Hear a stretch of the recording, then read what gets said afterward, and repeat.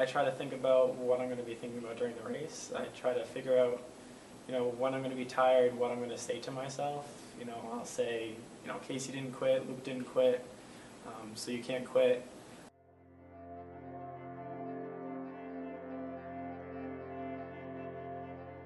My name is Michael Rose, and I'm a fourth-year PharmD student here at the Mass College of Pharmacy and Health Sciences, and I'm a part of the Miles for Miracles team for the Boston Children's Hospital, and I'll be running the 2013 Boston Marathon for them.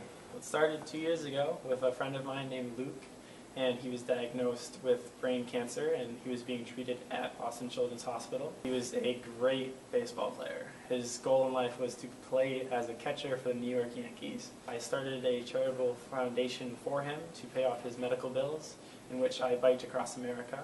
It was 46 days. So I had 46 days of thinking. There was a lot of thinking about, if things were different, I could be Luke. Like, I could be suffering from cancer.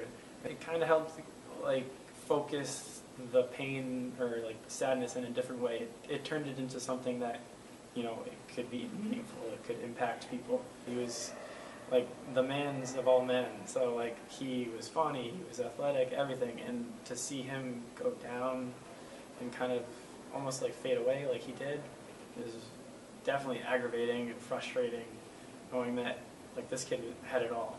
He was going to be the catcher for the Yankees, and now he's fighting for his life. During that bike trip, I was contacted by another family of a little girl named Casey who had the same type of brain cancer as Luke, and she was also being treated at Boston Children's Hospital. I would just go visit her all the time. We'd do anything from going shopping in the hospital to going on lunch dates. It was tough. Near the end with Luke especially, I would go daily or multiple times a day, and we had all known the news. The doctors at one point had given him a week. I could leave and it could be it. I could not go back, or he won't be there when I go back.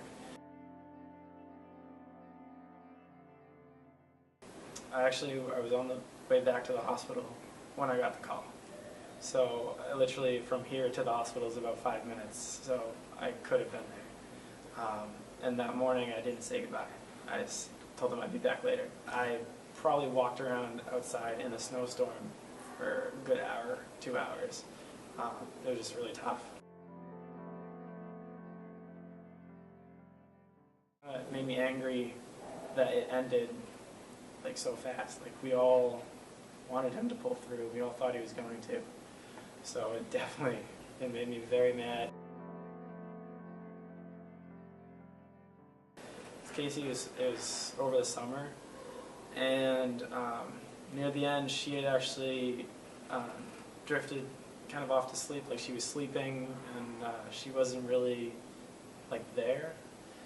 So I guess the last time I saw her where she was actually there, it was kind of like a normal day. We were laughing and having fun, but then the week or 2 weeks before she actually passed, she was kind of unresponsive in a way, so I would just go visit her and just sit there and watch TV or talk to her mother.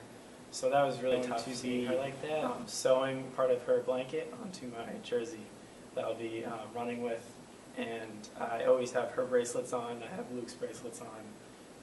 So I kind of have those things to always think about them as I'm running. So I started training probably about a month ago. So just the beginning of November is when they sent out kind of what we should be doing and how we should be getting ready for the official start of training. A typical day for me starts at usually 5 a.m. So I'll get up and I'll go for a run. Depending on the mileage, I may stop at the gym on the way back, and then I have classes starting at 8 a.m. I have actually a picture of Casey on my bedside table. So as soon as I turn off my alarm, there's a picture of her sitting right there. So it's kind of I have to get out of bed. There's no way I can take a day off. So that's kind of what gets me up in the morning.